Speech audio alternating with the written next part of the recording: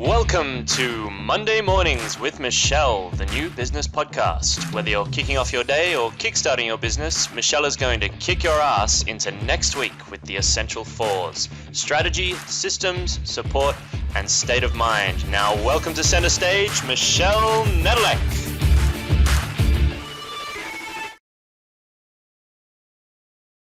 Hey there, peeps. This is Michelle Nedelec, and I am so glad that you're here with us today because I am here with my most amazing guest, Richard. Richard, thank you so much for being here today. Thank you for having me. Excited to talk. Awesome. And I'm excited to find out more about you. So give everybody the 5,000-foot view of who you are and what you do. Yeah, so my name is Richard Schnitzel. I am an ex-mechanical engineer. I spent 10 years working in the corporate world doing everything from field engineering to project management to sales. And I've been a lifelong nerd and computer geek. I've been the IT person for my family since I can remember. And I have taken the skill sets that I've learned over the years of kind of having those passions and that background.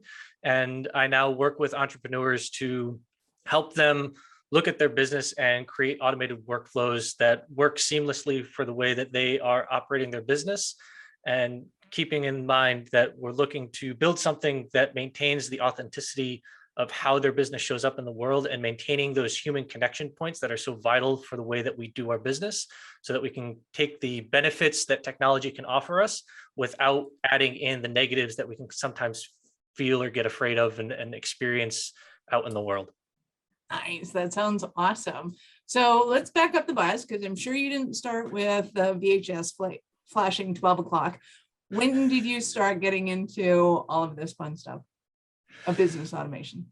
Yeah, so I started my business 3 years ago, and I did not start in business automation. I actually started in Facebook Messenger bots.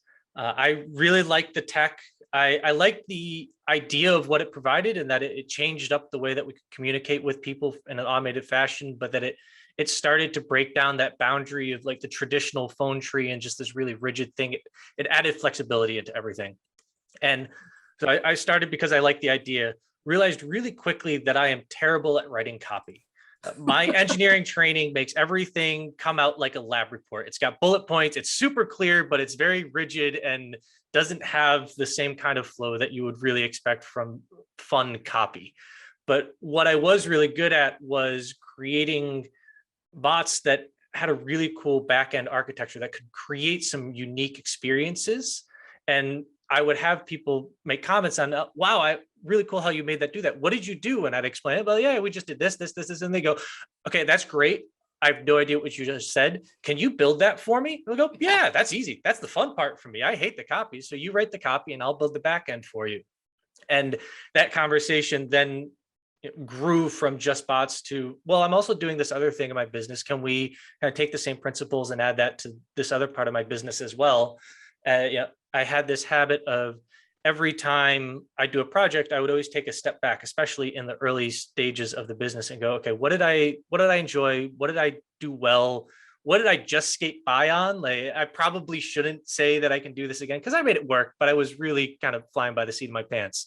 And following that path led me to this point of realizing that I'm very good at having a conversation with somebody who doesn't have a tech background, who can't do everything from a technology perspective, but needs tech. So how do I communicate with them in a way that they understand what's going on so that they can make an informed decision about what I'm presenting to them and what they're ultimately saying? Yes, okay, I like that. Let's go build that. And the expectations of what they have of the outcome is actually what they end up getting. It's kind of like the elephant in the room with tech is a lot of times you get sold on an idea and you think it's really cool. And then you go to use it and it just missed the mark a little bit because we don't know what we don't know. We don't know to ask the right questions. Our concept of what's going on is different from the person who's doing the building. So how do I break that down so that everyday people can get all the benefits that I see in tech because I've been in it my whole life. I really understand it. How do I translate that to people? So it ends up being a lot of analogies. I said, I don't need to teach you how to build a car, but I can teach you how to drive it, right? So I'm trying to help you understand, okay, you're supposed to be on the right side of the road. If you're in America, you flip the blinkers when you turn, there's a gas pedal, there's a brake pedal, there's a steering wheel, right? That's what you need to know. You don't need to know how to change the oil or diagnose it when it goes wrong, or all of the really nitty gritty things. That's my job. But I want you to understand whether or not you need a minivan or a sports car, because I can sell you a sports car, right? Idea of a sports car is really cool, but if you got a family of 5, a sports car does not help you at all. So how do we have that conversation? Nice. I love that. So who do you love to serve and support? Because the whole world of business automation is a huge umbrella. Which I totally get that you may serve and support everybody in there, but who do you love to serve and support? Yeah, I really enjoy working with service providers, people who have a human component to what they're doing. It provides a unique challenge in trying to figure out what that workflow is. And I think that part of the industry is an area that can benefit the most from figuring out how to use automation effectively. If you're just doing like a shipping business and everything's brown labeled, there's a lot of industrial knowledge that goes along with that. And there's a lot of things that work with you that we already have a blueprint for what that looks like. But if you're still trying to have phone calls with somebody, or if you're trying to have a one-on-one with somebody, or there's a custom aspect to every product that you deliver, the roadmap isn't clear, but I know that I can still provide the same amount of value for automation to you. So those are the people that I really enjoy working with, because I can get to the point where their eyes light up when they realize that something is possible, right? That moment where you have a conversation for an hour and we're trying to figure out the way through, and then we get to the point and I can go, okay, so we're going to do this, this, this, this, and this, and then you just have to do this end piece. And they go, really? We can do that? That's amazing. Okay. Like that to me is why I love being in the business that I'm in. I just love that. So how do you usually work with people? How do they what's the nuts and bolts of what's going on with them? Yeah, so I work with people on a 4-month basis. So starting at the very high level of their business and talking through where they are now, what it looks like, and then where we want to get them in the next 6 months, and really mapping out what the process in their business is without automation as a talking point, right? I just want to understand what the flow of your business is, because for me, one of the struggles of my job is you're going to have a lot more knowledge of what's going on that you will never be able to communicate to me, just based off of the fact that I'm coming in blind and trying to ask questions and figure out what's going on. And you're going to know something that you don't even realize you know. You've been doing it the same way for the past 2 years, and you don't even think it was a choice anymore. It's just carnal knowledge of, okay, this is just the way that we do things. But that could be the secret sauce to what makes your process beautiful. So working with people to understand what that flow is, and then I have a team behind me that can, once we get to the point of going, okay, this is the dream flow, this is exactly what I want to build, implementing that vision on you. So it's a half consultation and then half done for you, melded together, so we get the best sides of both worlds. Nice. I love that. So what kind of things would your clients typically automate? So I break the business down into 5 different stages, and we can touch automation in every one. So it's taking in a lead, which most people are very familiar with lead automation, taking in a Facebook lead ad and adding them to email sequence, and then adding them into their CRM so they can do a follow-up or schedule a call or something like that. The next piece is sales, right? So once you've had the lead and they understand what your product is, giving them the opportunity to buy it, right? So capturing that purchase, whether it comes in from Stripe or WooCommerce or Thinkific, right? Whatever your payment processing is, and then telling your team what's going on so that they're aware, okay, we have a new sale, there's a whole bunch of stuff that we need to get done, which moves into onboarding them, both onboarding the client into the product they purchased, right? These are the next steps for you. Now that you've purchased this product, great to have you, right? We got to schedule an onboarding call, or you have to give us these 3 things so we can get to work.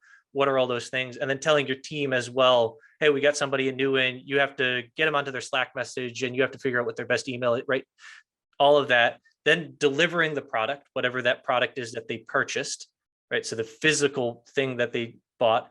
And then once we're done with them, we need to offboard them from the product, offboard them from the experience with that, so that they understand that, one, like, this is everything, this is how you continue to succeed with that. And then if you want to keep in contact with us, this is where it is. If you ever need to come back, this is what the expectations are, setting all of that up. So breaking it down into those 5 steps, it's where we start with every business, because every business we talk about can be those 5 steps in some fashion, right? Some pieces might be bigger than another, but we can break it down in those stages and then look at your particular workflow and say, okay, payments are a really strong point. We have a lot going on. We need to put a lot of automation in here. But maybe when we get to delivering of the product, maybe it's just you're scheduling a phone call with them every week, and that's your product. It's talking one-on-one. So there's not a lot of automation in there, except for maybe them giving you their availability times and figuring out. And then that's just managed by you, and it's all set up.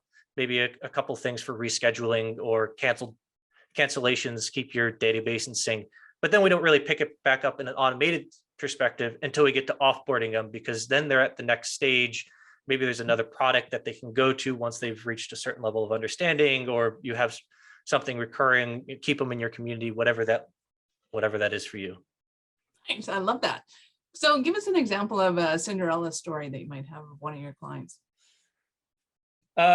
Cinderella story. I'll give you one cool example. So this is very techy, but also very cool from the outcome for the client. They had a group program that they book up, and there's a one-on-one component with their coaches for the program. And they knew that their coaches could only handle a certain number of people, and they struggled to assign people into a group because somebody would buy the course and then they would have to ask them, okay, we have 6 groups. You need to choose for us what your best group times are, because if all my coaches are busy in January and you want January, I'm sorry, we can't get you in. You have to go out to February. So let us know what your priorities are and we'll figure that out. And that process used to be 100% manual for them, where they would get in an email and they would have to go to their database and try and figure out what was going on and move people around. And every time they got a new submission, they would have to keep going through. So we automated the entire sequence for them, where somebody signs up, they pay, they get an automated email that says, hey, fill out this form, give us your preferences. And then once they gave the preferences, it dumps into an Airtable database, and a code script runs that automatically assigns them to the correct group based off of the current coach's load. So if one coach has 6, but the next coach has 5, they'll dump it into the next coach. If all the groups are done for their first choice, it'll go to the second choice. And then we put a backup at the very end if no choices are available, because that is a reality, right? If 1, 2, and 3 are full, it puts it into a holding group and sends them an email in HubSpot that says, or a task in HubSpot that says, hey, somebody submitted, we couldn't find a spot for them. You need to do this manually. And then we put a very check at the very end for a human to go in and check a box to say, yeah, okay, everybody's good. Because in automation, I can get you 90 to 95% of the way there. With tech, there is always a caveat. There is always something that could go wrong, may go wrong. It is not a perfect world. So that it's a great example of really automated system, but having at the very end a human component to double check, make sure that everything's good. Those really weird situations, it's all handled. You don't run into a circumstance where all of a sudden you overbooked a first session by 12 people because the automation was just running wild and there were no checks and balances in here. And then you've got a problem that we created because we were trying to solve the other one, and we haven't really helped you at all. So putting in that last little bit to make sure that we don't run wild and there's a backdrop and somebody really going in and say, yeah, okay, I'm happy with this. This is all good. And then sending it off to the next level. And that's just a button click. So that could be, 30 seconds on a Monday morning to just go, okay, this is what I got in last week. Yep. Everything looks good. And you're done. I love that. So what are some of the stumbling blocks that somebody might be having right now and they're thinking, oh my God, Richard, I need you so badly? So it's It's usually different with most people, but I'd say a lot of times it always comes down to the things that you're doing every day that you could probably articulate to somebody on the phone if they called you up and you were out of the office. And you do it because you've been doing it the same way all the time. It probably takes you 5 minutes every morning. Yeah, it's a really simple task, but it's those things that, because you have to do them and because you're also doing 10 other things like that, are drawing time away from your day for you to actually be doing what you're supposed to be doing in your business, staying in your zone of genius of why you're in the business that you're in. Awesome. Love that. So how quickly could somebody notice changes in their operations after they come and talk to you? Very quickly. So one of the first steps of working with me is we try to identify those 3 to 5 things that are your biggest time sinks.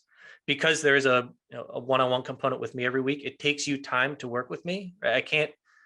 I can't do this in a vacuum, so you need to devote time in a conversation. So we will automate things right from the get-go. First couple of weeks, we will get you relief on those tasks. And it's simple things like identifying that low-hanging fruit of, maybe you've got a lead form that really isn't dumping anywhere but to an email. And we can just add in a couple steps after that process to clean up the information so that you can start doing things quicker.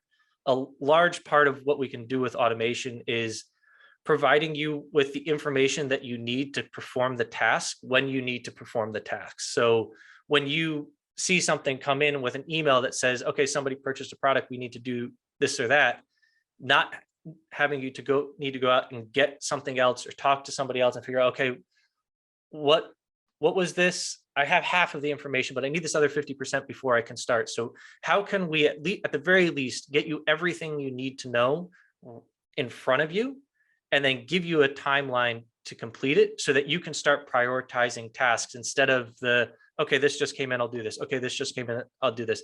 If we know that there's a 3-day window when a task happens, let's automate it out and set that 3-day window so you're not driven by the immediacy of what's going on around you. You can really focus and set your schedule for the day and then get those done on your timeline and in your time frame instead of reactionary. Nice. Love that. So I know that our listeners are going to want more from you. How would they begin their journey with you? So you can get in contact with me on LinkedIn or on my website. The website is richardschnitzel.com, and the LinkedIn is Richard Schnitzel Jr. Send me a message. I'd love to get in touch with you and have a quick conversation about what's going on in your business and figure out if working together is a good fit for what I can offer you and what you're looking to achieve from an automation and a workflow perspective. Nice. That sounds awesome. So let me ask you this. At what point in life did you know that you're a special kind of crazy enough to think that you could become an entrepreneur? I would say it really hit me probably 5-6 years ago. My father was an entrepreneur. He owned a 4-season landscaping business, and I've had a couple aunts and uncles who are entrepreneurs. So I had a framework for what it looked like. But my early career, I always thought that I would be somebody who climbed the corporate ladder and just kind of went the traditional path.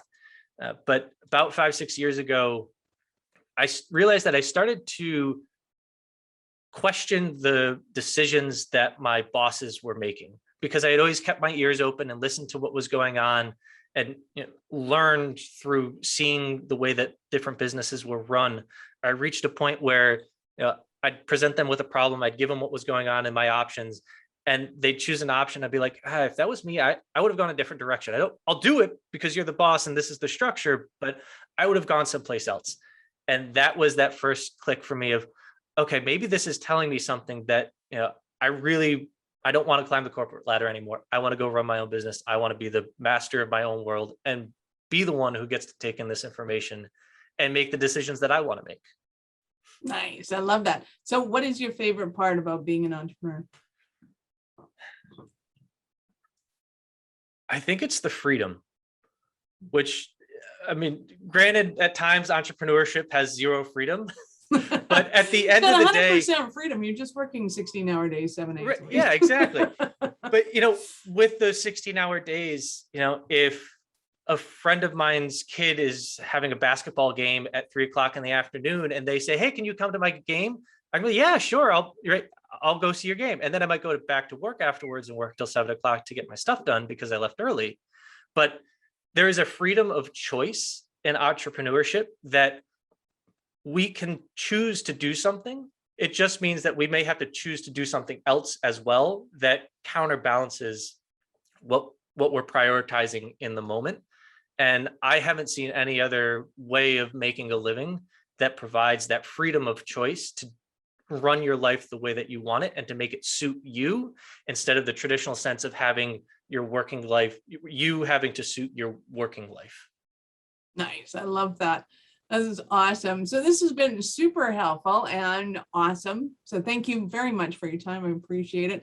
Any last words for our peeps? I would say, automation is a momentum game. So don't think that you're going to dive into the deep end and learn to swim before you hit the bottom. Start in the shallow end of the pool, do something simple, do something small, and ride the wave of momentum. And you'll 1% change every day. And when you turn around in 3 months, you'll have made 20-30% massive shift in your business and the way that it operates. So don't focus on the big picture, just focus on those 1% shifts that you can make on a daily basis. And you will shock yourself at what you are able to understand and achieve from an automation perspective. Nice. I love that. Awesome. Well, thank you so much again. This is Michelle Nedlock. Thank you for being here with us today. If you know anyone who would make a great guest for the show, or if you have a question or topic you'd like me to discuss, reach out to me at michelle@awarenessstrategies.com or connect with me on LinkedIn or Facebook. I'd love to hear from you. Thank you for listening to our show. I am all about being a resource center for entrepreneurs to give them the information and the support they need to make it in business. As such, I have Taking Your Business Digital Q&A every Wednesday at 2 p.m. Mountain. To register for that, go to awarenessstrategies.com/digital. That's DIGITAL. I look forward to meeting you and actually finding out how you are. So see you on the flip side.